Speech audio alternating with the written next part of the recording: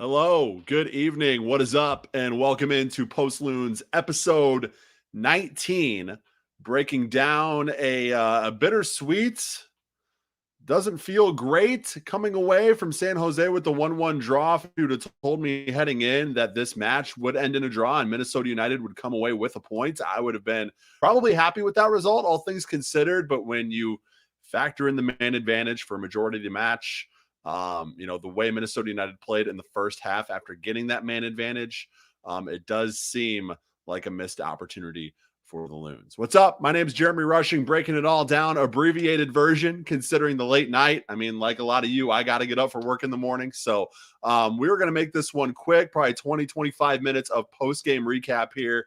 If you could leave a comment, whether you're watching on YouTube or Twitter, give us your questions, your comments, just overall takeaways from the match tonight. I will read those on the air. Also, if you're watching on YouTube, please give us that thumbs up. That is huge for our placement on the stream. As you can see, Jeremy rolling solo this week, no co-host. So that interaction from you guys is going to be crucial with your questions and comments. So without further ado, let's get into this. Of course, I will shout out our good friends, 9th Street Soccer and Coffee. They are the title sponsors of Post Loons. Huge shout out to them. And we will talk about them a little bit later in the show. But first, let's go ahead and get into our three things. Basically, three big takeaways from the match tonight. And I already kind of said this. But my first thing is this is a missed opportunity, particularly considering how the second half went. What do I mean by that? You have the man advantage. You have an 8-2 shot advantage at halftime. You have 60% possession. You have everything going your way. It seems inevitable at that point that Minnesota United, if they just keep the pressure up, that they're going to get a goal. But whether it was second half adjustments made by Almeida and San Jose, or whether it was just sort of maybe a lack of urgency from Minnesota United's front, but it really seemed like the gas was let off in the second half when it should have been put through the floor to try to get that winner. I mean, when the team you're facing is down to 10 men, you're on the road, the team you're facing is down to 10 men, and you can tell that you are on the front foot. You need to come out of that halftime like sharks smelling blood in the water. And that just did not happen. That sense of urgency did not seem to be there. So that, to me, is why my first thing is missed opportunity for Minnesota United to get 3 points and sort of erase that disappointing draw against disappointing loss, against LA Galaxy at home over the weekend. My second thing, defensive third does enough once again, despite the own goal. Unfortunate own goal carrying off Bakaye Dabasi in the first half, which put the Loons down. But other than that, defensively, I thought Minnesota United played great tonight. They kept San Jose away from the goal. If you noticed, pretty much all of San Jose's chances were outside the box. There were a couple that were a little bit closer, maybe a little bit more scary, but for the most part, they kept San Jose away from goal. Obviously, having the man advantage helps. But again, this is just another instance where defensively, you see a team that leads from the back like Minnesota United. They did enough where you think they would come away with 3 points. And my final thing, going to go through this pretty quick. You're still, all things considered, still sitting pretty decent in the standings. Now, what you miss is you're not necessarily in striking distance of that 4 spot anymore. Having played 19 matches, you are now 7 points back of that 4 spot. And Colorado has a game in hand, actually. So you're really more than 7 points back of that 4 spot, which obviously if you get the 4 positioning in the playoff standings, you host a playoff match. Not sure if Minnesota United's going to get there at this point with that disparity now. They're still sitting 5th. So still sitting pretty good, still sitting a handful of points above that playoff threshold, above the playoff line. So that's good. But that possibility or that goal of getting to the 4 spots so you can host a playoff match at Allianz Field definitely took a hit with that draw tonight and also with the loss against LA on Saturday. Also, speaking of which, shout out to Eli Hoff and Grant from the Dummy Run podcast filling in for me on Saturday. That was huge. I got to do a little whiskey weekend with my friends, so that was awesome. So big shout out to them. Really glad that they had the opportunity to host Post Loons and give me a rare day off. But I do not have the night off tonight, and boy, do we have plenty of questions and comments to get to. If you have a question, comment, take away from the match, drop it in the chat. Also, give us a thumbs up if you're watching on YouTube. Good friend Christopher Alphaby says, "What do I even say about that?" Don't say anything. Watch Post Loons and then go to bed. Get a good night's sleep, and maybe sleep on it, and give some takes in the morning after you're well rested. That's what I would do if I were you, Christopher. Dave Valensky says, "I think San Jose played for the win and Minnesota played for the tie in the second half." That's kind of what it looked like in certain stretches, right? It looked like Minnesota was the team down a man and were playing more conservative, where San Jose seemed to, when they were finding opportunities on the counter, to really attack those and really try to get a goal out of those. Now, again, defensively, Minnesota United did the work they needed to do to stop those from happening. But really in the midfield, it seemed like the sense of urgency was in San Jose's favor. So definitely agree with you there, Dave. All right, we have a new commenter, KD_15_12. How many tic-tac fouls can be called in one game? That didn't help the viewing experience. I'll tell you that much. Now, whether those fouls were legitimate or not, it really slowed down that second half. I mean, I'm not going to lie, guys, 11:45 on a Wednesday night when I was up at 6:15 this morning, there were like 2 instances where I found myself maybe nodding off a little bit in the second half because of the slow play, because of the lack of, it was really closed down in the second half. And as KD said, the refereeing, the officiating, a lot of whistles, which slowed the game down as well. Dave Valensky asked, "Do you think Reynoso tried to thread balls that were not there lightly?" I think Reynoso actually did an excellent job as a distributor tonight. There were a few instances where you thought Minnesota United really, really could have gotten that winner. And a lot of that started at the feet of Reynoso, or he was a huge, huge factor in those attacking sequences. So I didn't necessarily have a problem with Reynoso. Yeah, maybe he was trying to do too much and trying to find passes that weren't there on a couple occasions. But when you're the 10 and you're a distributor, you're going to find the ball at your feet and you're going to be making a ton of passes theoretically over the course of a match. So not all of them are going to be 100%ers, but I did really enjoy Reynoso's performance tonight. I thought he played well. If you have a question or a comment, please drop that in the chat if you could. Now, before we get to our game notes, it's time to shout out our good friends over at Ninth Street Soccer and Coffee. $35 unlimited pickup membership. What does that mean? Well, as you can see, there are plenty of time slots here to play pickup over at Ninth Street. Tuesday, Wednesday, Thursday, 7 p.m. Lunchtime pickup, Tuesdays and Thursdays at noon. So if you want to play some pickup soccer, if you want to get yourself in shape, if you want to have some fun with your friends, getting on the field, rain or shine, in a covered environment, go to Ninth Street Soccer and Coffee. $5 one-time pickup, or if you think you'll be playing a lot or you want to support our friends at Ninth Street. Even if you don't think necessarily you'll be using that unlimited pickup membership enough to maybe make it financially worth it for you to utilize that $35.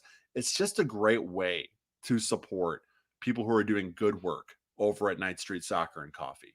So look them up, 9thstreetmpls.com, or on Twitter and Instagram at 9th Street MPLS, spelled out just like it is there in the web URL, for all things Ninth Street Soccer and Coffee. If you have the Open Sports app, that's actually where you go to sign up for the unlimited pickup membership or one-time pickup. But all of that can be started over at 9thstreetmpls.com as well. Cannot thank Derek and the guys over at 9th Street enough for their support of Post Loons and sponsoring Post Loons, allowing us to bring this content to you.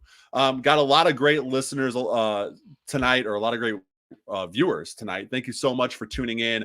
Now it's time to get to the game notes. So what happened over the course of the match to get us where we ended up in that 1-1 draw? Well, it started in the 12th minute. This was really unfortunate for Bakaye Dabasi. He has found himself unlucky defensively on a few occasions this season, and none more than in the 12th minute tonight. Salinas sends a low cross to the box, takes just an unfortunate deflection off Dabasi. I don't think there's really anything Dabasi could have done to avoid that situation. Obviously, Miller not expecting things to go near post when there's a cross heading to, through the box. So he's completely off balance, leaning the opposite direction. So there was really no chance for him to make the save. Goes down as an own goal, and Minnesota United goes down 1-0. Just 6 minutes later, though, Nathan challenges a loose ball for San Jose and catches all of Dabasi's shin.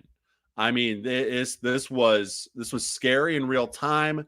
And as you looked at the replay, you really started to get a sense of just how egregious this studs up challenge was. And the decision is rightfully, initially it was a yellow. In the run of play, it was a yellow card. And then looking at the replay, you saw this needs to go to VAR because this is, almost assuredly a red. The right decision was made to go to the monitor, and then ultimately the right decision was made to update that yellow card to a red, sending Nathan off and giving Minnesota United that man advantage. And then short time later, Minnesota United gets the goal. Great work from the entire attacking front of Minnesota to stay on the ball. I mean, they were working in very close quarters in this sequence, but great work on the ball to keep the ball. Finley finds Unu, who lays it off to Will Trapp, and a well-deserved goal from Will there. He tucks it away to bring the Loons level. I mean, this is a guy who had an absolute rocket last week that directly led to a Robin Lode rebound goal. And so a well-deserved tally for him. His first goal in a Minnesota United uniform, bringing the Loons level in the 22nd minute. And if you're a Minnesota United fan, you are confident at this point. Your confidence is through the roof. Just 4 minutes after going up a man, you get the equalizer. And you're like, man, we have, 68 plus 68 plus minutes to find a winner here. And the way things are going, that's definitely going to happen. 27th minute, excellent pass from Reynoso. I already talked about how I enjoyed his performance tonight. And we thought it led to a really nice Adrian Nunu goal. Would have been a much needed goal for Adrian. But the flag went up, and replay showed that the Frenchman was indeed just about a half step offside. So unfortunately, that one coming off the board for Unu. 32nd minute. This is a first for me. I don't think I've ever seen this before at MLS level. Hassani Dotson breaks the ball. I mean, we talk about bangers only. I mean, he has a firecracker of a shot that caroms off a San Jose defender and out of play. And the ball pops. Like, talk about Deflategate. Like, the referee ends up having to retire the ball because it's flat. Dotson literally took the air out of the ball with that shot. And just, as we head into stoppage time in the first half, a near banger for Dotson. As Reynoso finds Unu in the box, who lays it off to Dotson. Dotson fires a low shot. Doesn't get all of it, but you think it might be enough.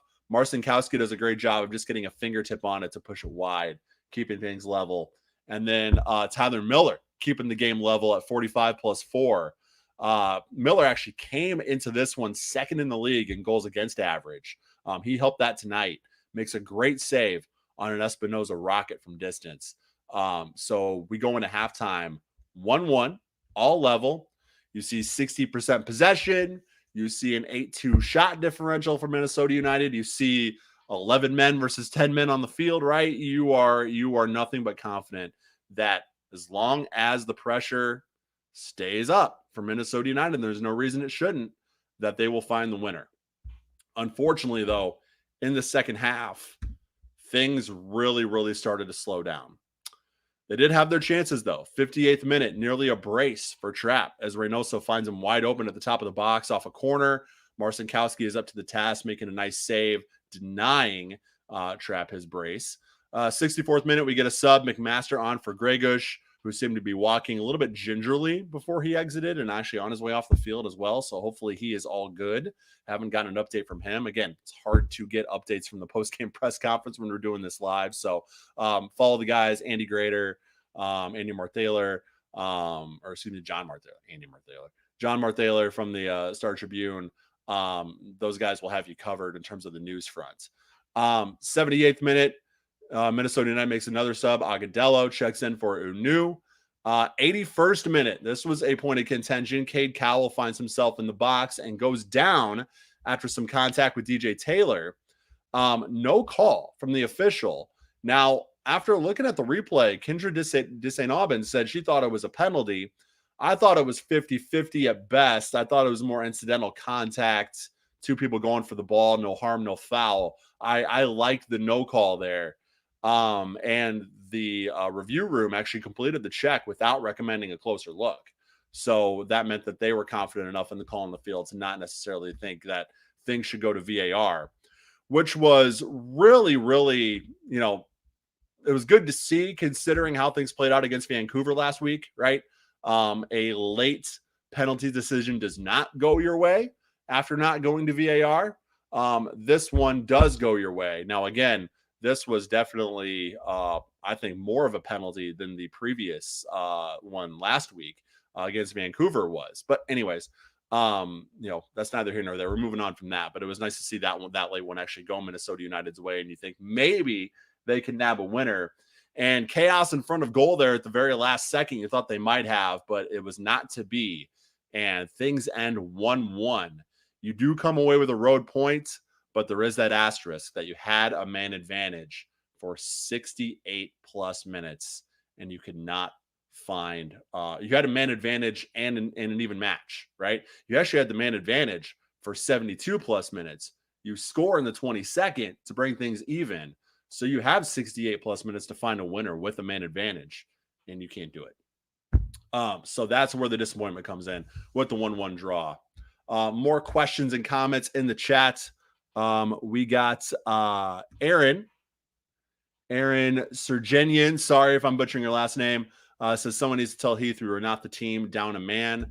To me, it's really simple, right? When this team has had a sense of urgency in the second half, whether they're down, up, level, doesn't matter. When this team has come out assertive in the second half, looking to take control of the match, they have been very, very successful.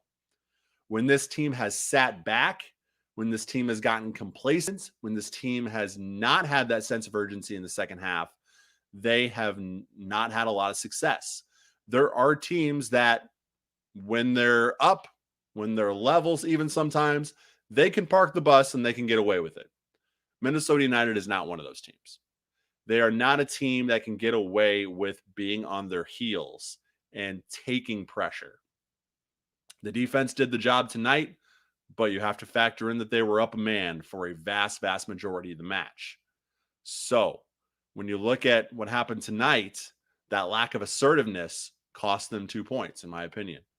I mean, they really had a stranglehold on the match heading into half. They could have, they really could have and should have put the pedal to the floor in the second. And they did not do that. And that's where you get the boring second half that we saw. If you went to bed, if you're listening to the podcast of this because you went to bed at, early in the second half, I cannot blame you because there was nothing really in the match to say, this is going to be exciting enough to see through at 11:30 p.m. on a Wednesday night when I have to work in the morning, right? So that's where I am with that. All in all, though, like I said, in the standings, you're still doing all right. You're still fifth. You're still a few points clear of that playoff positioning, of that playoff threshold. Like I said, though, if you're just tuning in and you look at the standings, you're 7 points behind the 4 spot now. That 4 spot is kind of that hump where you need to get to if you want to host a playoff match. Colorado's at 34 points. You're at 27. And, oh, yeah, Colorado has a game in hand as well. So a 7-point buffer for Colorado with a game in hand. It's that much harder now to try to climb into a home playoff spot if you're Minnesota United. They're still sitting okay, all things considered, in the playoffs in terms of making the playoffs. But if you're a Minnesota United fan, you would much rather see them at Allianz Field, right? Allianz has been a fortress for Minnesota United. Aside from that home loss against the LA Galaxy, even when you factor in the home loss against LA Galaxy, 6-1-1 at home in their last 8, a ton of points for Minnesota United this season coming at home, coming at Allianz Field. It really has been in this post-pandemic. Now, again, I know Delta variant and all that, but in terms of crowd restrictions and stuff, with with full capacity back at Allianz Field, this team has been that has had that home success you expect them to have. So getting a home playoff match, it would be huge. But results like the loss at home against LA, results like the draw tonight against San Jose, they really, really, really put you behind the 8 ball in terms of making that a reality. Dave Valensky says most teams in MLS cannot park the bus. That is correct. Minnesota United does have a good back line. They do have great goaltending, but again, they are much better when they are pushing, when they are pressing, when they are looking to get a goal. That to me is when Minnesota United is at their best, because they have a much more well-rounded roster this year than they have in the past. Just a couple more minutes on the stream here, guys. So if you want to drop any more questions or comments in the chat, please do so. Also follow us on Twitter at 10K Pitches. You can follow me, Jeremy Rushing, on Twitter if you're not watching on Twitter, at Jeremy G. Rushing. We have the 10,000 Pitches podcast, which drops every Friday. That'll be returning soon, actually, next Friday. Not this Friday, but next Friday. The podcast will be returning. We also have Talk and Flock, a Forward Madison FC podcast with myself and Rob Chappell from Madison 365. So if you're a Loons and a Mingos fan and you have not checked that out, we drop every Tuesday morning talking all things Forward Madison as well. So check those out if you have not. And as always, if you have to cut out of this early or you want to listen to the whole thing, you can either watch this on YouTube or on your Twitter feed. It will exist there. Or you can listen to the podcast version wherever you get your podcasts. I haven't seen any more questions or comments in the chat, and it is late. It is officially Thursday morning. So I'm going to go to bed, guys. Enjoy it. You do the same. We will be back Saturday afternoon, 2:30, a little matinee at Allianz Field as Minnesota United welcomes Sporting Kansas City, national television for that one too, ESPN. And then the following Saturday, they are at Houston for a 7:30 p.m. kickoff. So no midweek match next week, matinee on Saturday. Enjoy that. We will catch you after that one for yet another edition of Post Loons. Thanks so much for watching. Thanks so much if you're listening on the podcast, and we will catch you Saturday. Bye-bye.